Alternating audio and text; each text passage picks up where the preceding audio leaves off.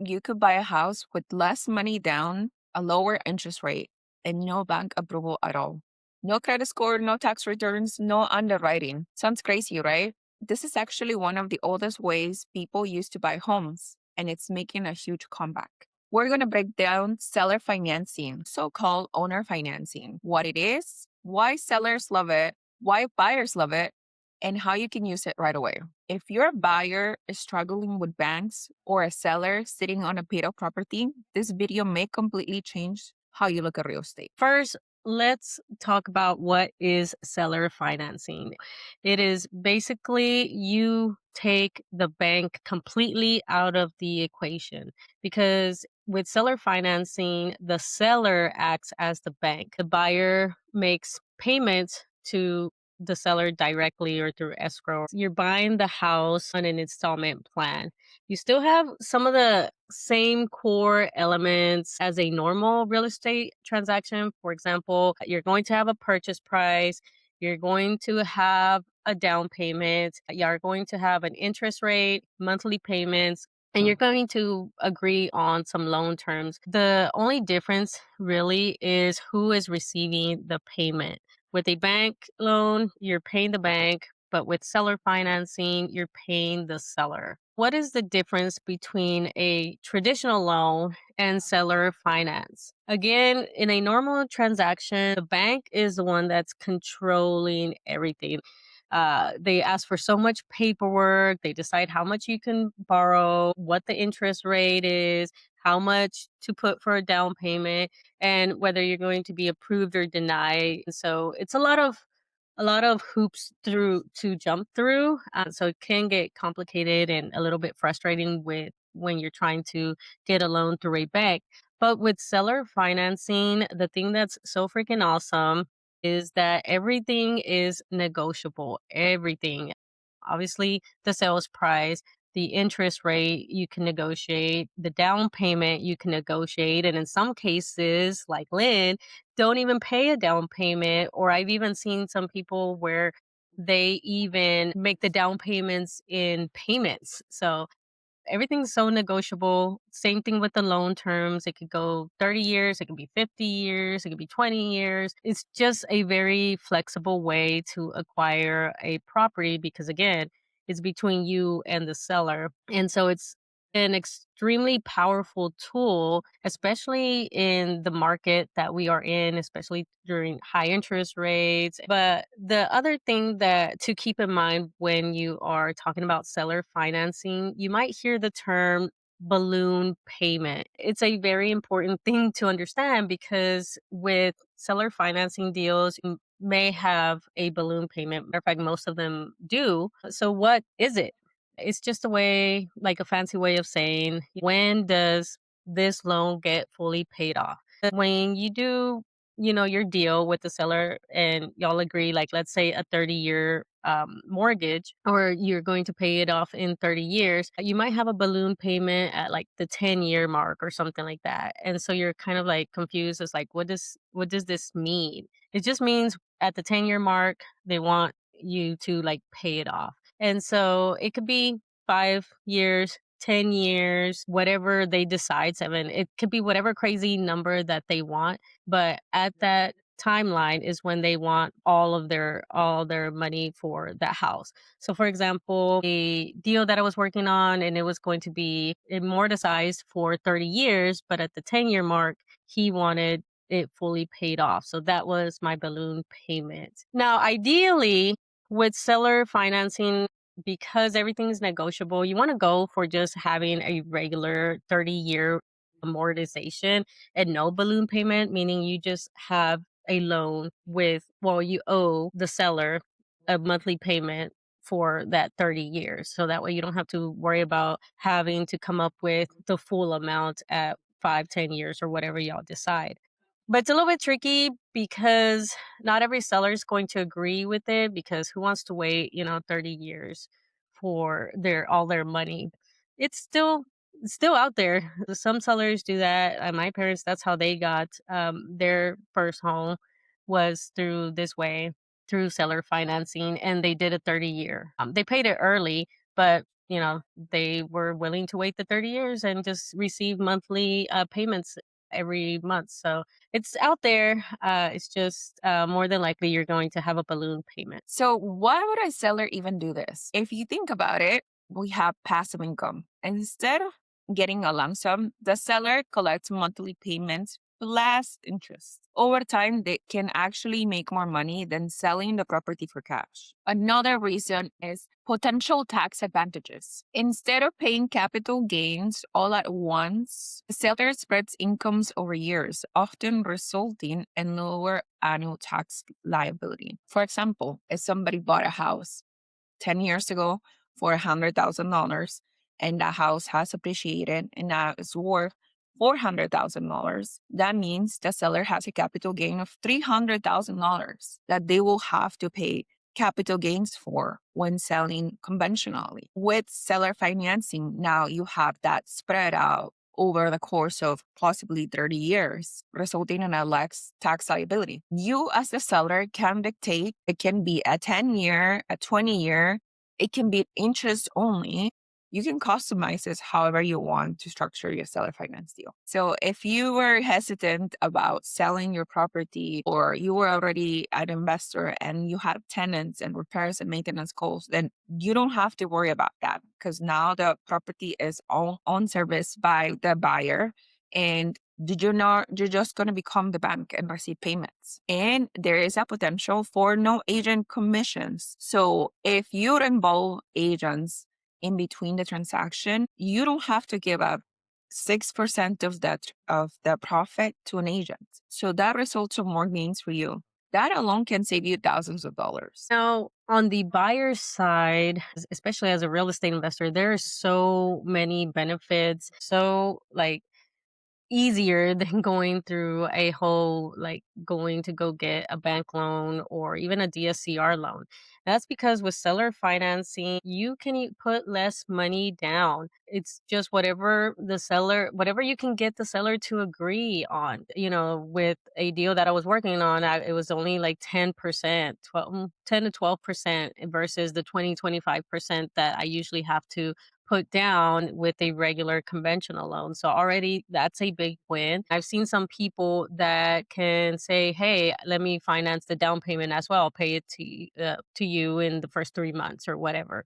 And so like everything's negotiable. And same thing with the interest rate. You can get a low interest rate. Sometimes they might ask for like a higher interest rate. But depending on what you're trying to do, if you're just trying to get a property that might need some rehab, and then you use that as a way to just get into the house, fix it up, and then go refinance it into a regular loan or whatever. That could be an advantage as well. But of course, you also have the opportunity to get a way lower interest rate than what's in the market. And you don't have to go through the bank. You just skip the bank altogether. So that means you don't have to worry about a credit score. You don't have to worry about, scrambling around looking for those tax returns or last 3 months worth of your bank statements and so on. There's a lot of paperwork that goes with the bank loan. But with seller financing, just so much simple. It's just like it's like what you agree on. So you'll have like those documents of everything that y'all agreed on, and then just your down payment and just a few extra things, and that's it. It's so much easier and you could close even faster because of that. It's just really on the timeline of like the title company or whatever. But again, everything is negotiable. And I know it can sound risky because you're like, well, you're directly involved with the seller. I'm worried that they might just take my down payment. I'm scared that they might rob me or whatever. There's a lot of concerns there, of course, with seller financing, but seller financing has been around for like decades. Again, my parents bought their first home in 2009 through a seller finance deal with a family member. You just got to do a few extra things to make sure that you protect yourself. So let's talk about the types of seller financing. You have several kind of levels. For example, number one is holding the title, holding the paper, holding the mortgage, the note. There's several different names for it. And this happens when the seller owns the home free and clear. There's no mortgage.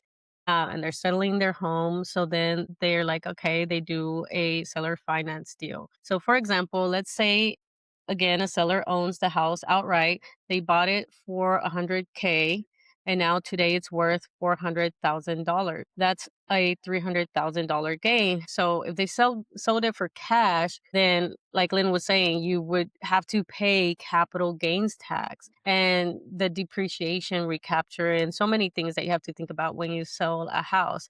And so let's you would be walking away with maybe 200K.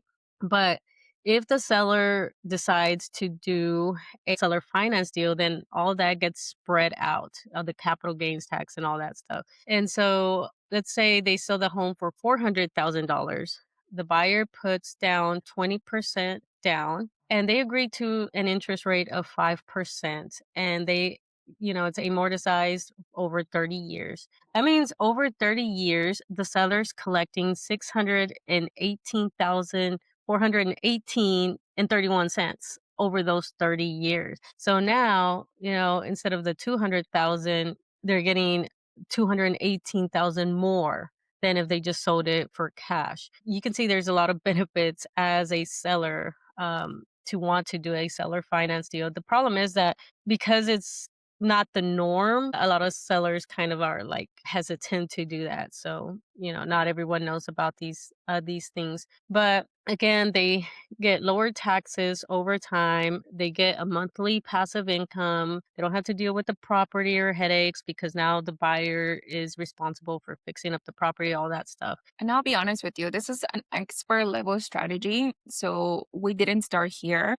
For example, I hit a wall. I used my own money to buy houses conventionally, and then I moved to leveraging HELOCs to do a burst. But one day the money was gone. And when I learned about creative financing, aka seller financing, it sounded like a made up concept to me.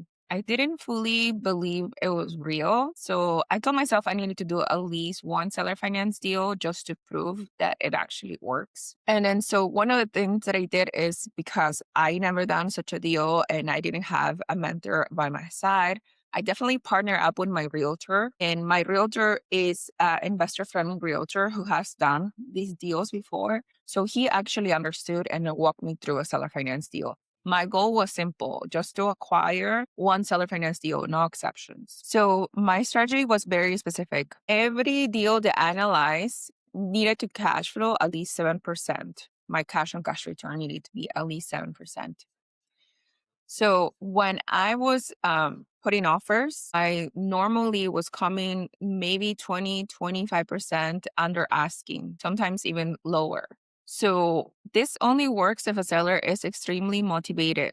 But that was the whole point of me making offers. So in order for my seller finance deal and finding a motivated seller, I would present two offers. One that was cash offer with my realtor and one that was seller finance. The seller finance offer was always at full price and my cash offer was always lower. So sometimes 10%, sometimes 20%. I was getting rejected multiple times, but that's okay. That's the name of the game. Eventually something changed. So in my agent's network, because he's a investor friendly agent, he has other investors in his network. Another investor wanted to offload the properties for the market that I was buying. So he connected us both. This investor, this previous investor, was open to seller financing. So this is where it got interesting because instead of looking at the purchase price of the property, I looked at the monthly payments. So because I was looking, my strategy is at 7% cash to cash return, I can work a deal from the monthly payment. So that's the question I would like you to ask you. How comfortable are you with the monthly payments? And then also the next question that I would like to ask you is how much rent can you get?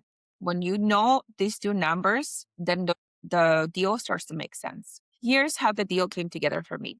The house that I was looking at was a 3 bedroom, 1 bathroom. The purchase price was 82,000 and we agreed on a 10% down payment, which is 8,200. The interest agreed upon both of us was 6%, amortized over 30 years with a 15-year balloon. The property had already a tenant in place, paying 1,100 per month.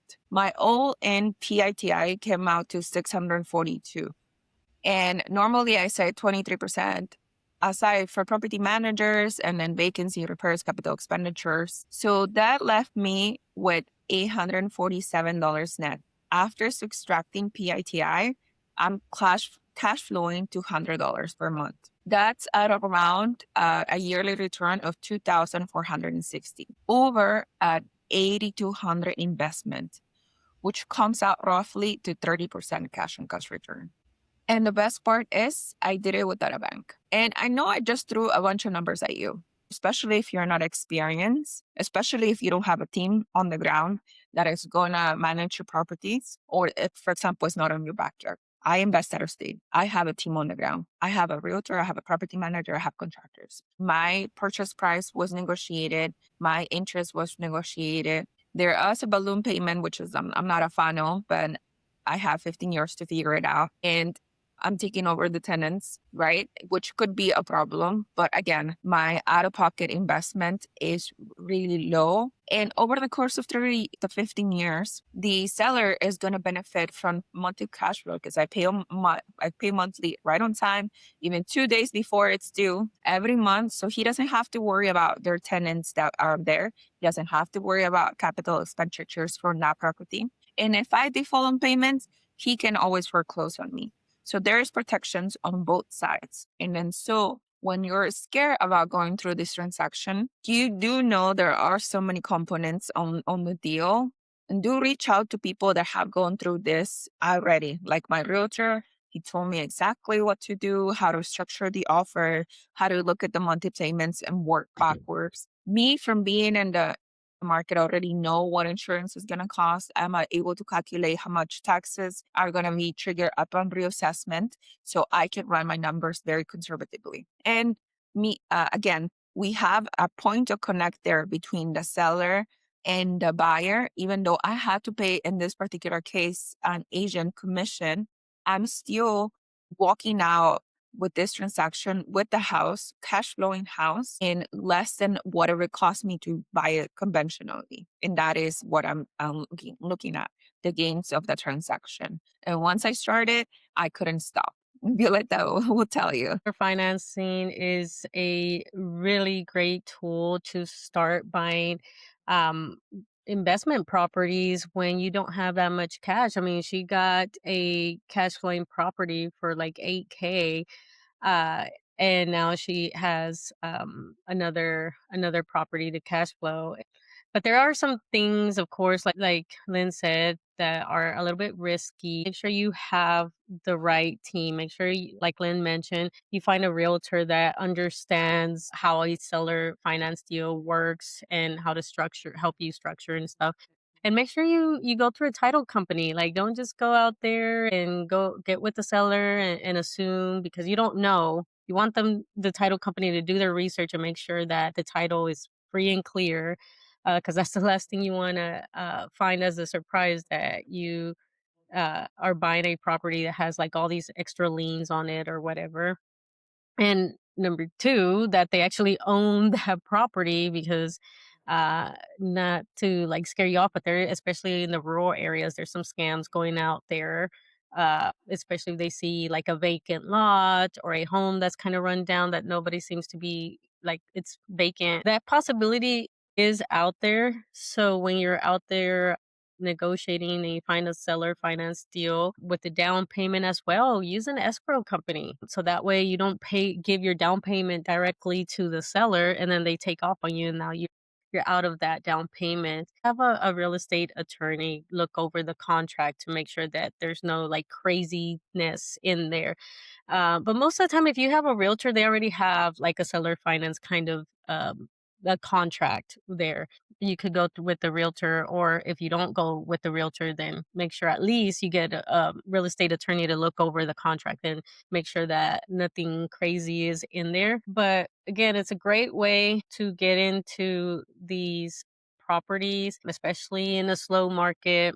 You just got to just do a little bit extra work, know your numbers, like Lynn was mentioning, make sure that you know the terms that you want, and are worth it to you to make sure that you're actually cash flowing and finding a profitable investment property. But again, if you're a buyer trying to avoid the bank, or you just don't have enough funds, or you find a property that is not going to qualify for a conventional loan, because that's a great way to get these rehab properties as well. This way is a great way to get your foot in there and get your first investment or next investment property. And it's something that a lot of people don't know. A lot of sellers don't know, because some of these properties are just, regular home buyers that they've been living in this property for like 20 plus years. And so they go put it out there. So sometimes you could, like Lynn was saying, she submitted 2 offers and see what happens. Doesn't hurt to try. You might end up with one. So let us know any questions that you might have on seller financing,